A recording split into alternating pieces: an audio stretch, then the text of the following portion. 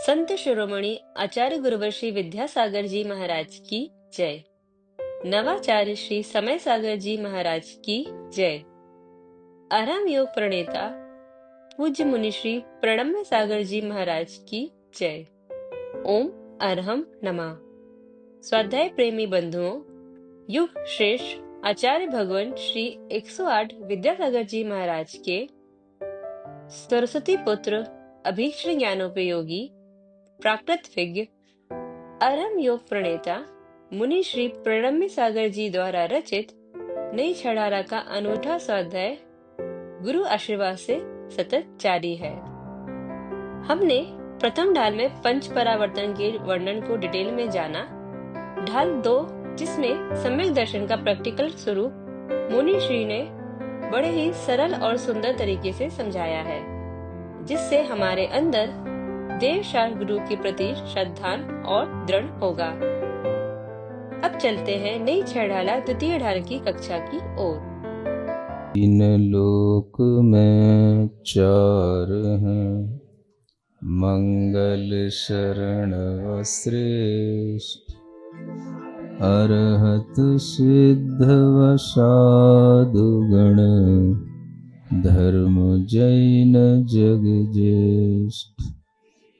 तीर्थंकर जिन देव की, जिन वाणी को ध्याय, सार्वधर्म संक्षेप से, कहूँ चित्त हुलसाए। अब चंद्रप्रभ क्षुल्लक ने निवेदन किया, महाराज किसके लिए क्या कहना? तो उन महाराज ने कहा कि सुरत महाराज के लिए मेरा नमोस्तु कहना और रेवती रानी के लिए धर्म वृद्धि का आशीर्वाद कहना। सबके लिए अभिवादन के अलग अलग नियम होते हैं। जो मुनि महाराज हैं, आपस में बराबर के मुनि महाराज हैं, तो वो नमोस्तु निवेदित करते हैं, और जो श्रावक हैं उनके लिए धर्म वृद्धि का आशीर्वाद दिया जाता है।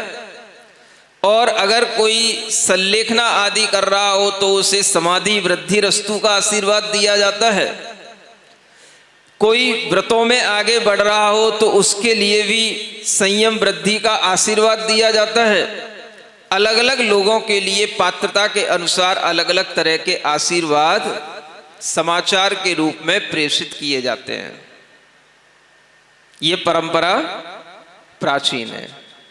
इसी से मुनियों का आपस में व्यवहार भी बना रहता है, और इस तरह से एक वात्सल्य भाव भी एक दूसरे के प्रति, अनुराग का भाव भी एक दूसरे के प्रति बना रहता है। सुन रहे हो? बोलो तो, समझ में आ रहा है? तो जैसे आप लोग आपस में कभी कभी समाचार पहुंचाते हैं, आपस में समाचार करते हैं, आपके समाचार तो कभी आपको किसी से काम पड़ेगा तभी होगा। भाई मेरे बेटे की शादी है, मेरी बेटी की शादी है, आपको आना है, तभी आप समाचार करोगे। लेकिन मुनि महाराज, जब कोई श्रावक इस तरह से मिल जाता है कि एक स्थान से दूसरे स्थान पर जाने वाला हो और वह मुनिराज से संपर्क में आ जाता है, तो उसके माध्यम से भी वह समाचार पहुंच जाते हैं। तो इस तरह की परंपरा अपने आप में एक अनुकरणीय परंपरा है, और यह मुनि महाराजों के अंदर अपने आपसी वात्सल्य का और अनुराग का भाव बनाए रखने की यह परंपरा है। और दक्षिण मथुरा से उत्तर मथुरा तक भी उन मुनि महाराजों का आपस में संबंध बना रहने के लिए इस तरह से आप समझ सकते हैं कि पहले श्रावक लोग ऐसे समाचार प्रेषण का कार्य किया करते थे। सुन रहे हो? अब जब वह क्षुल्लक महाराज ने कहा कि महाराज हम वहां जा रहे हैं, तो वहां और भी लोग होंगे, और भी कोई होंगे, आपको पता होगा, आपको और किसी से कुछ नहीं कहना क्या? तो महाराज मौन रह गए। अब जब क्षुल्लक जी उस दक्षिण मथुरा से उत्तर मथुरा में आए, तो यहाँ पर उन्हें वह सुरत मुनि महाराज मिले, उनके लिए उन्होंने नमोस्तु निवेदित कर दिया। रेवती रानी मिली, उसके लिए धर्म वृद्धि का आशीर्वाद कह दिया, वो भी प्रसन्न हो गई। इतनी दूर से दक्षिण भारत से महाराज ने मेरे लिए आशीर्वाद पहुंचाया। उसने भी वहीं पर जमीन पर ढोक लगा करके और हाथ जोड़ करके उन मुनि महाराज की वहीं से वंदना कर ली कि जिन मुनि महाराज ने हमारे लिए यह धर्म वृद्धि का आशीर्वाद पहुंचाया। अब वहां पर एक मुनि महाराज और थे जिनका नाम था भव्यसेन।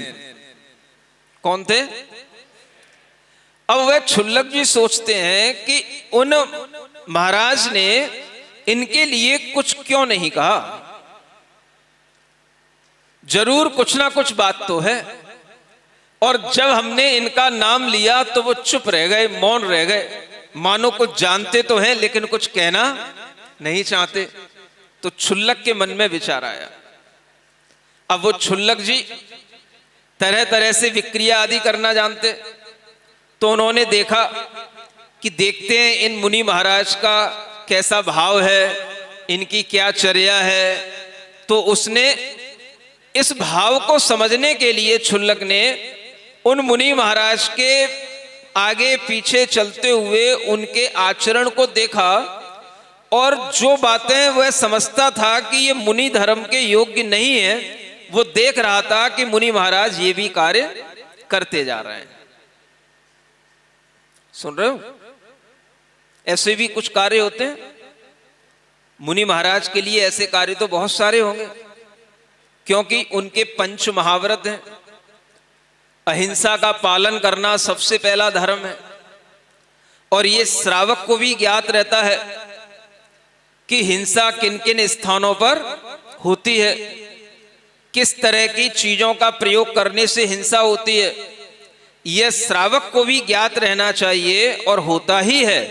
और इस तरह की चीजों का प्रयोग करने से हिंसा होती है, तो वह मुनि महाराज को देख करके कि ये तो निशंक होकर के क्या कर रहे हैं, उस क्षुल्लक ने उनकी परीक्षा करने के लिए अपनी विक्रिया से ऐसे कुछ सामने वातावरण उपस्थित कर दिए जो मुनि महाराज के योग्य नहीं थे। और मुनि महाराज ने उन सब कार्यों को करते हुए उसमें हिंसा नहीं मानी, जबकि हर कोई इस बात को जानता है, और वह क्षुल्लक भी जानते थे कि हिंसा किन किन पदार्थों में होती है, कैसी भूमि पर चलने से होती है, कैसे जल का प्रयोग करने से होती है। और वह मुनि महाराज होकर के भी इस तरह की बातों में कोई भी अपना इंटरेस्ट नहीं रख रहे हैं। सुन रहे हो?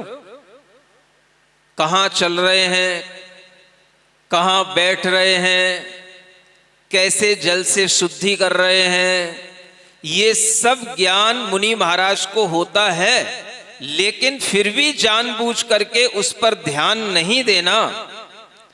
इससे उन क्षुल्लक ने समझा कि इनको जिनेंद्र भगवान की वाणी पर विश्वास नहीं है, इसलिए यह जानबूझ करके भी इस तरह के जल का उपयोग कर रहे हैं जो जल मर्यादित नहीं है, प्रासुक नहीं है, और फिर भी उसका वह अपने लिए उपयोग कर रहे हैं। उस भूमि का उपयोग कर रहे हैं जिस पर अनेक तरह के घास आदि में होने वाले जीव हैं, और उस पर निस्संक होकर के बैठ रहे हैं। इस तरह की चीजें जब क्षुल्लक जी ने देखी तो उन्हें लगा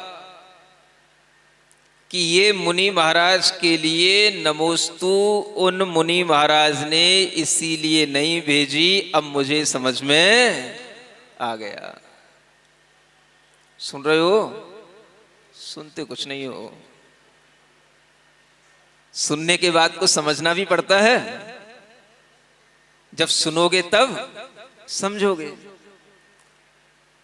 अब ये भी कोई चीज होती है समझने की कि नहीं? क्या सुन रहे हो? कैसी भूमि का उपयोग करना, जीव हिंसा कहाँ हो रही है उसका ध्यान रखना कि नहीं रखना, कैसे जल का उपयोग करना, जो मुनि महाराज के उपयोग करने वाली चीजें हैं उनमें अहिंसा का ख्याल रखना, यह भी एक अपने आप में बहुत बड़ा ज्ञान होता है। और ये ज्ञान उन्होंने सुना तो सब होगा, क्योंकि ज्ञानी हर कोई होता है, पढ़ा लिखा हर कोई होता है, लेकिन उस पर उनका कोई ध्यान नहीं। इसी का मतलब है कि उस ज्ञान को उन्होंने अपने चारित्र में उतारा नहीं, और उन्हें भगवान की वाणी पर इस बात का विश्वास नहीं कि इन कार्यों में हिंसा है, और हम फिर भी इस कार्य को निशंक होकर के किए जा रहे हैं। तब क्षुल्लक महाराज ने समझा मुनि महाराज के मौन रहने का क्या कारण था। सुन रहे हो, वो राजा भी थे, बाद में उनके लिए क्षुल्लक व्रत लेने का भाव भी हो गया, लेकिन आप श्रावकों को भी ये चीजें सीखनी चाहिए। क्या सुन रहे हो? नहीं सुन रहे हो? क्या सुन रहे हो? क्या सीखना चाहिए? ये चीजें सीखनी चाहिए कि कैसे हमें ये बात समझ में आए कि चर्या क्या होती है, चारित्र क्या होता है, आचरण क्या होता है, हिंसा क्या होती है और अहिंसा क्या होती है। अगर आप लोग इस बात का ध्यान नहीं रखेंगे तो आपके अंदर भी वह अमूढ़ दृष्टि अंग नहीं आएगा। क्या हो जाएगा? वो मूढ़ता कहलाएगी। और इस मूढ़ता को क्या बोलेंगे? इसको आचार्य कहते हैं गुरु मूढ़ता। क्या बोलते हैं इसको? गुरु मूढ़ता। यह गुरु मूढ़ता नहीं आए, अमूढ़ दृष्टि अंग का पालन हो और हमारे अंदर इस तरह का विचार भाव बना रहे कि सम्यक दर्शन का यह अमूढ़ दृष्टि अंग अगर हमें हमेशा धारण करना है तो हम इस बात पर ध्यान दें कि चाहे देव हो, चाहे गुरु हो, चाहे शास्त्र हो, उनका जो स्वरूप है उस स्वरूप के अनुसार हमको वह स्वरूप मान्य है। इस बात पर हम कभी भी अपने अंदर किसी भी तरह से मूढ़ता नहीं लाएंगे कि अगर हमें स्वरूप के विपरीत काम दिखाई दे तब भी हम उस स्वरूप को वैसा ही माने। सुन रहे हो? बोलते नहीं हो। इसका नाम क्या है? अमूढ़ दृष्टि अंग। ये अमूढ़ दृष्टि अंग सबके अंदर हो सकता है, सम्यक दर्शन सबके अंदर हो सकता है, श्रवण के अंदर भी हो सकता है, श्रावक के अंदर भी हो सकता है। श्रावक भी अपने सम्यक्त के पालन करने के लिए इन्हीं 8 अंगों का सहारा लेता है, और मुनि महाराज भी अपने 8 अंगों का पालन करने के लिए इन्हीं 8 अंगों का, इन्हीं गुणों का और इन्हीं उदाहरणों का अपने अंदर हमेशा ध्यान रखते हैं। सुन रहे हो? तो आप लोगों को सम्यक दर्शन का प्राप्ति का भाव आता है? हमको भी मोक्ष मार्ग पर आगे बढ़ाओ महाराज, हमको भी मोक्ष मार्ग पर ले चलो, हमको भी मोक्ष महल की यात्रा कराओ। तो मोक्ष मार्ग पर चलने के लिए सबसे पहले क्या चाहिए? सम्यक दर्शन। और सम्यक दर्शन की प्राप्ति के लिए हमें सबसे पहले क्या सीखना? 8 अंगों का ज्ञान। और इन 8 अंगों में यह जो चौथा अंग है जिसका नाम है अमूढ़ दृष्टि अंग, यह हमारे ध्यान में रहेगा तो हम कभी भी किन्हीं भी ऐसे साधु रूप में कोई भी तरीके के विडंबनाएं अगर हमें दिखाई देती हैं, स्वरूप के विपरीत कोई कार्य दिखाई देता है, तो हम उसमें मूढ़ न बने। यही हमारा निर्मूढ़ दृष्टि नाम का सम्यक दर्शन का भाव कहलाएगा। सुन रहे हो? और ये उसी श्रावक में संभव है जिसको अपने सम्यक दर्शन की पहचान है, जिसको अपने सम्यक्त को बनाए रखने का भाव है, और जिसके अंदर यह सम्यक्त की दृढ़ता है, वही श्रावक इस तरह का सम्यक दर्शन अपने अंदर बनाए रखने के लिए मूढ़ताओं में नहीं बहेगा, वह हमेशा देव शास्त्र और गुरु का स्वरूप देख करके उसकी श्रद्धा करेगा। समझ आ रहा है? स्वरूप में हिंसा से रहित होना और परिग्रह से रहित होना, यह सबसे बड़ा स्वरूप है गुरु का।